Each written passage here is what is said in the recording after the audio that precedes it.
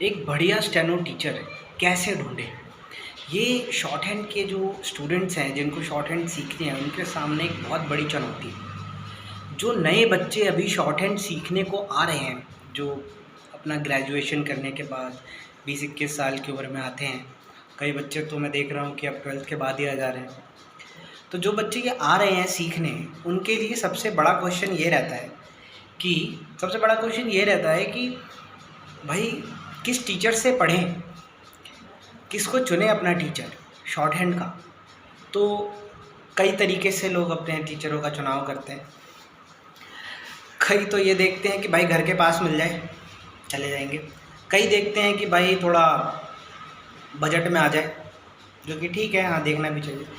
Budget में आ जाए तो उसके पास चले जाते हैं। कई बच्चे तो ये देखते हैं, मतलब मेजॉरिटी ऑफ द स्टूडेंट्स ये देखते हैं कि भाई किस इंस्टीट्यूट में भीड़ है। वो भीड़ देख के जाते हैं कि भाई भीड़ है तो टीचर अच्छा होगा, है ना। और वो भीड़ भी यही सोच के आई थी कि भीड़ है इसलिए टीचर अच्छा होगा।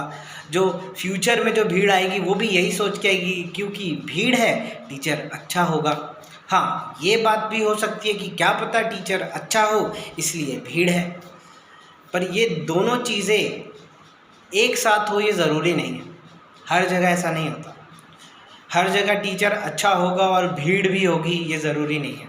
हाँ, ये ज़रूरी इस मामले में इस तरीके से सोचें कि टीचर बहुत अच्छा है और भीड़ है तो ठीक है, पर टीचर अगर एक ऐसे ही है और भीड़ बहुत है क्योंकि वहाँ से नौकरियाँ मिल रही है बच्चों को, और ये बच्चे सोचते हैं कि यार वहाँ जाएंगे, वहाँ नौकरी तो 100 बच्चे आते हैं, 10 बच्चों को नौकरी मिल रही है। भाई 10-20 बच्चों को नौकरी मिल रही है, इसका मतलब ये है कि यहाँ से नौकरी मिलने के चांसेस हैं, तो यहाँ जाना सही है।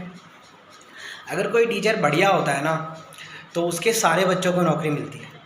90% बच्चों को नौकरी मिलती है उसके ट्यूशन से, अगर टीचर बढ़िया है तो। और अगर टीचर बढ़िया नहीं है और उसके ट्यूशन से नौकरियां मिल रही है 20% बच्चों को, 30% बच्चों को, अगर 100 में से 30 बच्चों को भी नौकरी मिल रही है, 20 बच्चों को भी नौकरी मिल रही है, इसका मतलब ये है कि वो बच्चों की मेहनत थी। समझ रहे हैं? वैसे मेहनत तो बच्चों की होती, पर वो बच्चे ही थे जिन्होंने एक्स्ट्रा एफर्ट्स डाले और नौकरी ली। उसमें उस टीचर का कोई योगदान, थोड़ा बहुत योगदान है क्योंकि उसने उनको डिक्टेशन दी है, सही बात है। बट फिर भी जो नए बच्चे हैं, आप किसी से भी पूछें, आप बाहर निकलें, पूछें जो स्टेनोग्राफर लग चुके हैं उनको कितना टाइम लगा स्टेनो लगने में। बहुत ही कम ही लोग होंगे जो कहेंगे भाई 1 साल स्टेनो सीखने में लगाई और अगले साल नौकरी ले ली, बहुत कम। ठीक है, लगभग आप देखेंगे बच्चे 4 साल, 5 साल, 6 साल प्रैक्टिस करते हैं और नौकरी लेते हैं। लोग पूछते हैं भाई 6 साल क्यों, नौकरी क्यों नहीं लगी, तो वो बोल देते हैं कि रिटर्न ही नहीं क्वालिफाई हो रहा, स्किल कैसे होगा। ये भी पंगा है। अच्छा बहरहाल छोड़िए, बढ़िया टीचर कैसे ढूंढें। तो बढ़िया टीचर ढूंढने का एक ट्रिक मैं आपको बताता हूँ, आप यूज़ कर सकते हैं, मैं बता देता हूँ। आप कहीं भी जाएं, आपके घर के पास अगर आपको बढ़िया टीचर चाहिए तो फिर फ़ीस ज़्यादा भी हो सकती है। ठीक है, मेरे टाइम पे जब मैं गया था 2018 में तो 3000 फ़ीस थी। समझ रहे हैं? बहुत बड़ी बात होती है 3000। अच्छा, तो क्या होता है कि जब आप किसी टीचर के पास जाते हैं, जनरली क्या होता है कि वो आपको ट्रायल क्लास देते हैं। ठीक है। अच्छा, आपने देखा होगा कि ट्रायल क्लास के अंदर बच्चे आते हैं, पढ़ते हैं और चले जाते हैं, और फिर उनको पसंद भी आ जाता है। जिन बच्चों को स्टेनो का एस भी नहीं आता, वो ट्रायल क्लास में आते हैं, पढ़ते हैं और कहते हैं कि ठीक है मुझे चाहिए, मुझे क्लास लेनी है, ये अच्छा पढ़ा रहे हैं। आप मुझे एक बात बताइए, ट्रायल क्लास का मतलब क्या होता है? ट्रायल क्लास का मतलब ये होता है कि अगर आपको कुछ आता है, अगर आपको स्टेनो आती है थोड़ी बहुत, तो आप आइए, आप ट्राई करिए, मुझे मैं पढ़ाऊँगा, आप देखिए कि मैं कैसा पढ़ाता हूँ। जिससे आप पढ़ के आए हैं, क्या मैं उससे बेहतर पढ़ाता हूँ? क्या मैंने आपको कुछ ऐसा बताया पहले चैप्टर में, जो पहला चैप्टर है जिसके अंदर आप कुछ स्ट्रोक्स ही सीखोगे, उस चैप्टर में भी क्या मैंने कुछ ऐसा बताया जो उस टीचर ने नहीं बताया? ये देखिए। अच्छा, ये तो उनकी बात होगी जिनको कुछ आता है, तो ट्रायल क्लास उनके लिए ठीक होती है, वो अपना जज कर लेते हैं कि हाँ ये टीचर बढ़िया है, ये टीचर बढ़िया है। पर जो नए बच्चे हैं जिनको कुछ भी नहीं आता, उनको ट्रायल क्लास दे के क्या फ़ायदा?